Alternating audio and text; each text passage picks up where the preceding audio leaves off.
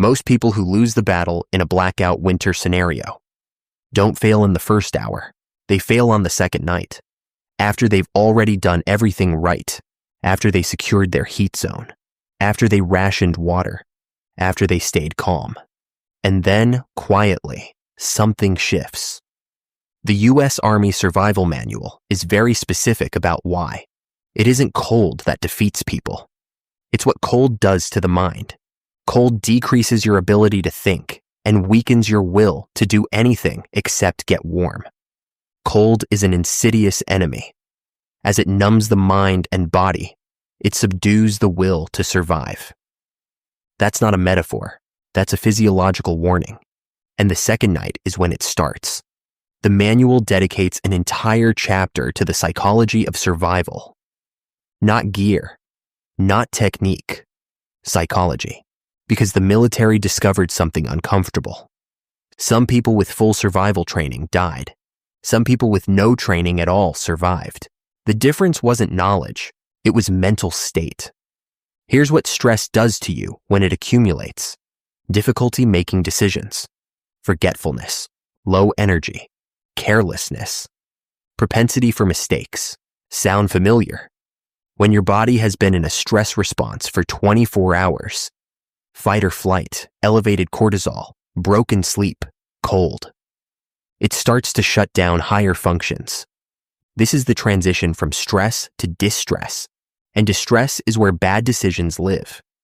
Checking the fridge for the 10th time, stepping outside without layering properly, convincing yourself the power will be back soon, so no need to ration water. These aren't stupid decisions. They're cold decisions, made by a mind that is already losing the fight it doesn't know it's in. Here's what you should know about your body's heat system. Your core temperature, the temperature of your torso, needs to stay at 37 degrees Celsius, 98.6 Fahrenheit.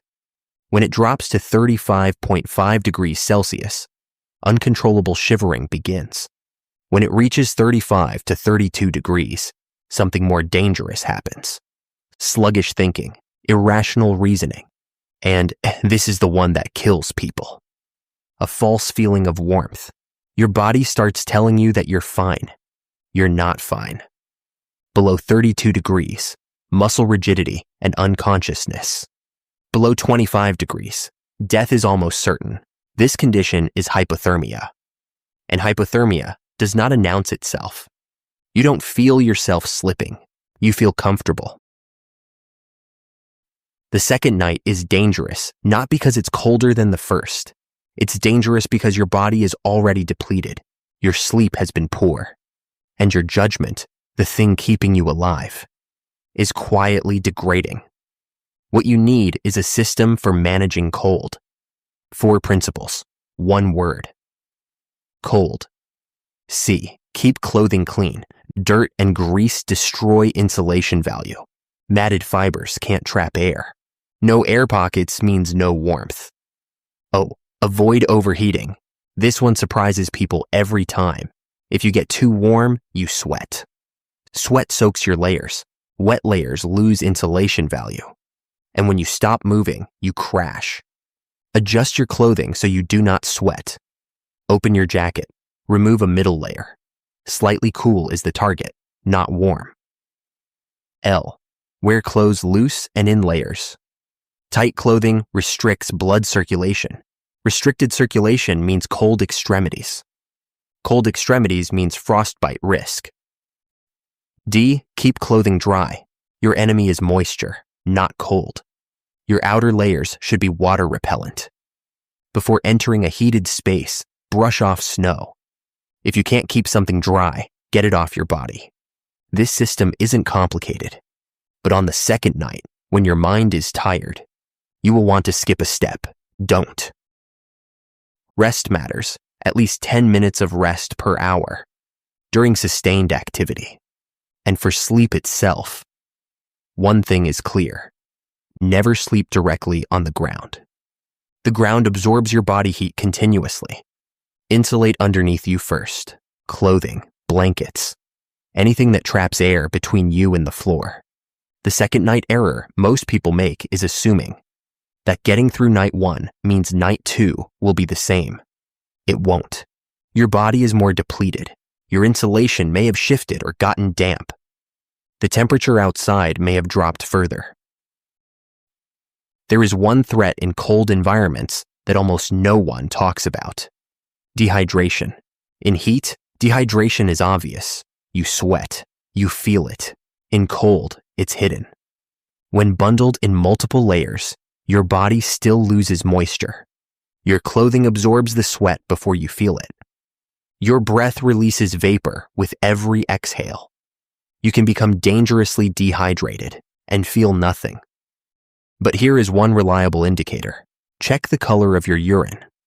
Dark yellow means you are already dehydrated. Light yellow to clear means your fluid levels are adequate. Why does this matter on night 2? Because dehydration accelerates the decline of cognitive function. It compounds fatigue. It makes every system in your body work harder. Also, cold exposure increases urine output, meaning you are losing fluid faster than you think. The fix is simple. Drink water, even when you don't feel thirsty. Thirst is not a reliable signal in cold conditions. By the time you feel it, you are already behind. The will to survive is as important as the basic needs.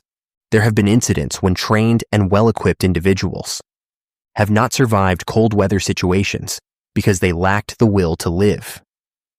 Not because they didn't know what to do, because something inside them stopped fighting. That's psychological defeat. And it happens long before the body physically gives out. This is the real danger of the second night, not the cold, not the dark. So before you sleep on night 2, check your insulation underneath you first, not just on top. Check your layers, the cold system, clean, not overheated, loose, dry. Check your hydration, color of urine, not how thirsty you feel. Check your heat zone, doors sealed, drafts blocked, space as small as practical. Check your mind, structured thinking, not emotional decisions. These aren't comfort measures. They're the difference between waking up in control and waking up already behind. The first night tests your preparation. The second tests your discipline. But 72 hours, that's when warmth stops being the problem. That's when water decides. And when the real question isn't how to stay warm, it's whether you should stay at all. That's next. Make sure you're there.